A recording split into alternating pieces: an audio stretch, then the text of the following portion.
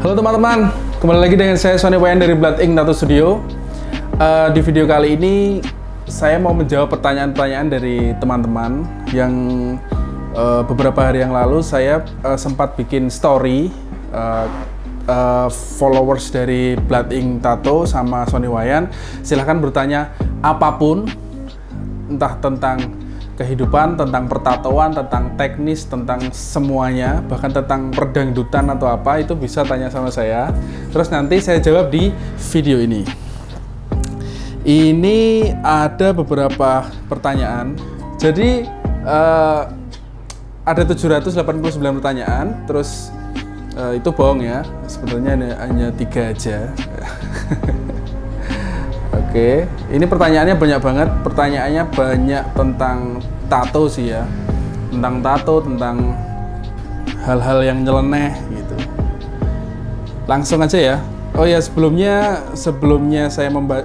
saya membacakan pertanyaan-pertanyaan teman-teman, terima kasih teman-teman yang sudah subscribe, yang sudah like, yang sudah nonton video-video saya sebelumnya. Terima kasih. Jangan lupa di-share juga. Terima kasih teman-teman. Langsung saja ya, dari @melaniputri_. Pernah nangani customer yang susah banget nggak dari segi teknis atau orangnya? Oh pernah, sering. Kalau dari segi teknis itu mungkin lebih ke si klien itu gerak-gerak terus, jadi waktu ditato itu gerak.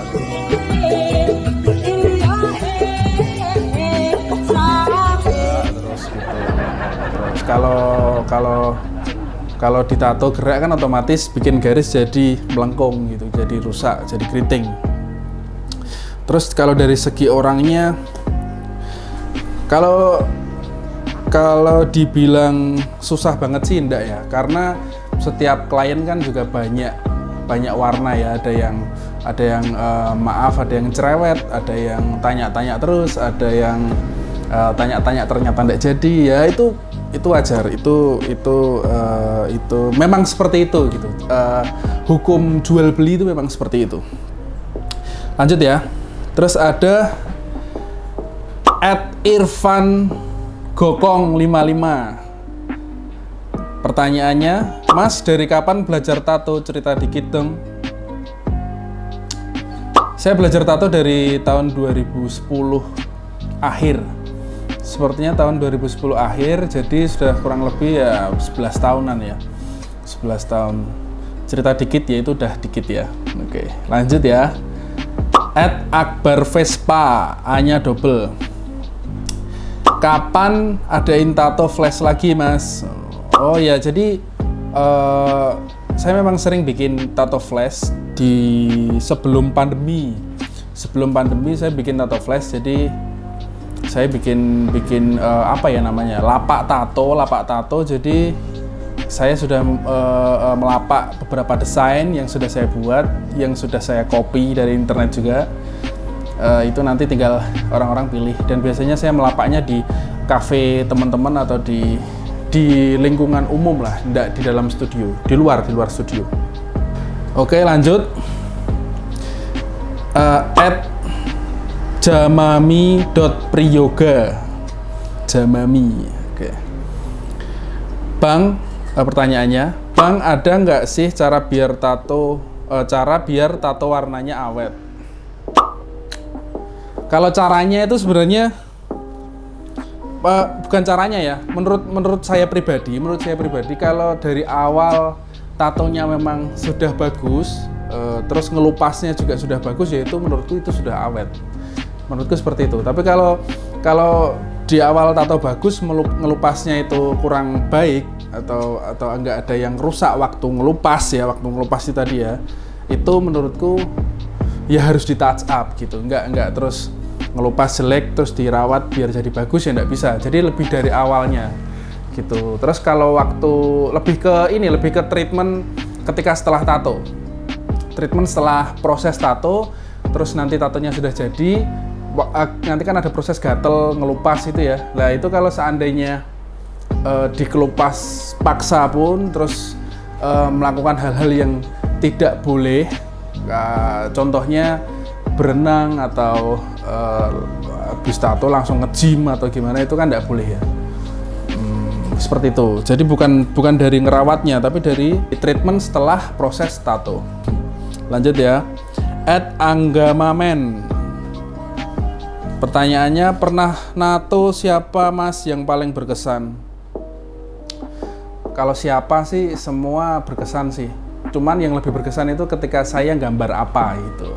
Nah kalau gambar apanya biasanya gambar yang simple, ternyata pemilik yang mau ditato itu dia artinya itu banyak banget di situ. Padahal gambarnya simple. Oke, terus lanjut. @danar_scandy. Ini pertama kali nato dibayar berapa Mas? Saya pertama kali nato itu dibayar 20.000. 20.000 itu yang berbentuk uang ya, yang berbentuk barang juga ada, berbentuk barang, berbentuk makanan itu juga ada. Itu kayak berbentuk ya Mas mie ayam bareng gitu, sama es teh itu, sama rokok gudang garam separuh gitu dulu gitu, kayak gitu. Lanjut. @Bayu Elfriansyah. Pertanyaannya, Mas pernah nato di payudara ndak? Rasanya gimana? Di payudara? Di payudara rasanya gimana? Pernah sih, pernah. Bukan di payudara ya, lebih ke dadanya. Kalau di payudara kan berarti di lingkup antara langsung nyaut itu. Di lingkup antara benjolan ketumbar itu ya. Nah, itu payudara. Kalau saya seringnya itu di dadanya, jadi di atasnya gitu. Terus kalau rasanya gimana? Dulu waktu pertama kali tato dan di situ otomatis agak gimana ya, karena nopo kayak melingo singin aku ya.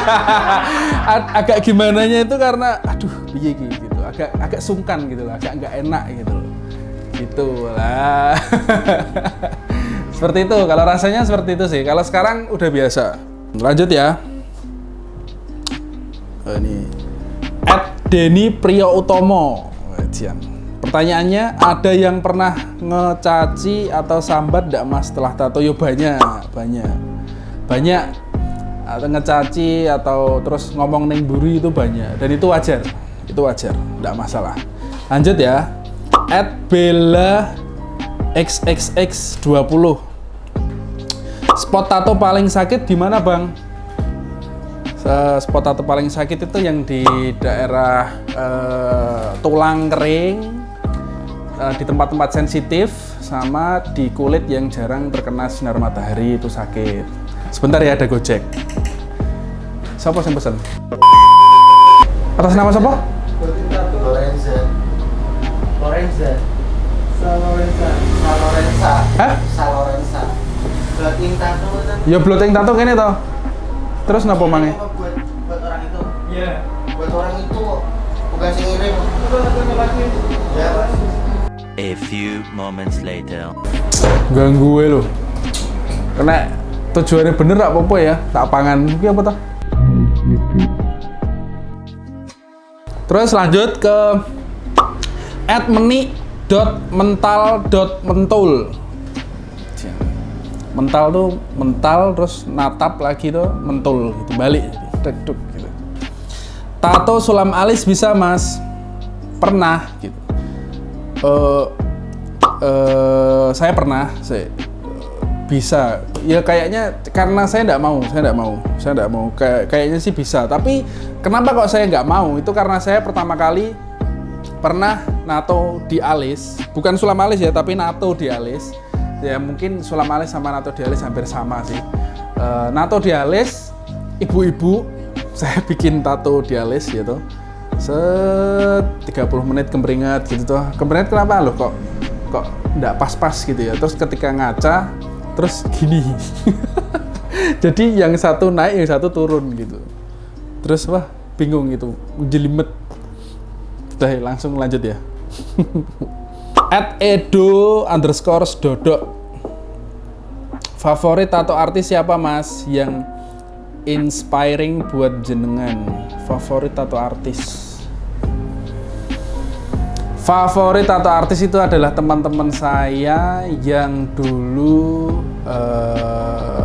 yang sampai sekarang dia masih berprofesi sebagai tato artis atau tukang tato. Ya menurutku sama sih, tukang tato sama tato artis. Sampai sekarang juga masih berprofesi seperti itu, dan dulu sempat saya bersama mereka belajar bersama, saya juga bertanya dengan mereka. Itu menurut saya favorit tato artis sampai sekarang yang inspiring buat jenengan. Semua inspiring. Lanjut ya. Kayak rak menarik ya. Lanjut ya. @bintang_dengkek. Ngelmen loh jenenge. Pertanyaannya, tato home service harganya beda ya mas? Ya beda. Jadi harga tato belum termasuk sama fee home service. Lanjut. @imaniar, R-nya ada 397. Mas, pertanyaannya, mas kalau suatu saat punya anak terus tatoan, apa yang mau disampaikan? Tatoan aja. Kalau menurut saya seperti itu. Jadi kecuali kalau sudah lulus sekolah ya. Udah lulus sekolah, terus dia entah belum kerja atau mau kerja atau mau saya kuliahkan, itu terserah dia. Menurutku sih lebih ke umurnya. Kalau umurnya 18 tahun ke atas nggak apa-apa. Tapi kalau ternyata mungkin benggel gitu ya. Bahasa Indonesianya apa benggel? Sakar PDW.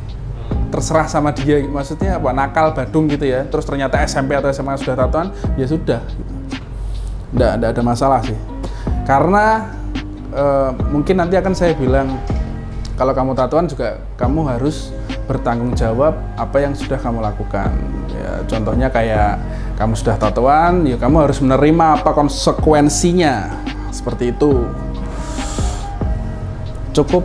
Cukup ini ya, cukup menjawab ya. Cukup menjawab. Lanjut lagi. Ini ada @JIX_Piercer, ya ini teman saya ini. Sony Wayang, dia YouTuber apa artis tato? Kayaknya pertanyaan macam apa?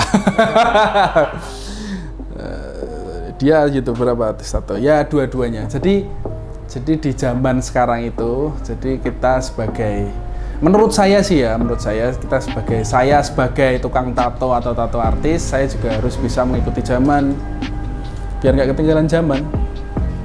Ya kayak gitu sih. Lanjut dari susah ini. Hosea. Seanya E-nya double, A-nya triple, Christopher. Pertanyaannya, nama teknik tato yang no mesin lagi tren akhir-akhir ini. Mungkin hand poke. Kebanyakan hand poke sih. Kalau hand tapping itu kan yang pakai alat panjang, terus ada jarumnya melengkuk gini, terus ditutuk pakai kayu, tuk, itu hand tapping. Kalau hand poke itu dia pakai jarum biasa, jarum tato coil yang di video kemarin. Jarum tato coil, terus tinta dicelup, terus di manual aja gitu, titik-titik itu. Itu hand poke. Kalau yang di Jepang itu yang digini itu namanya tebori. Itu kayak kalau nggak salah. Lanjut dari Tingki Ting gitu. Pertanyaannya, kalau bikin tato glow in the dark bisa nggak sih? Hehehe. Terus price-nya sampai berapa bosku? Saya nggak punya tintanya. Saya pernah tanya-tanya di supplier, di beberapa supplier di Indonesia. Saya tanya, saya mau beli tinta tato glow in the dark, ada enggak? Ternyata mereka enggak jual, atau ada yang bilang habis gitu juga. Terus untuk price-nya ya belum tahu karena saya belum membuka harga untuk tato glow in the dark. Lanjut dari Fernandes Tato, TATTO, O-nya kurang satu lagi, underscores.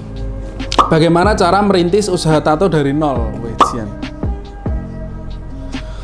Aduh, merintis usaha tato dari nol itu kita harus punya duit. D itu doa, U itu usaha, I itu ikhtiar, dan T itu tawakal.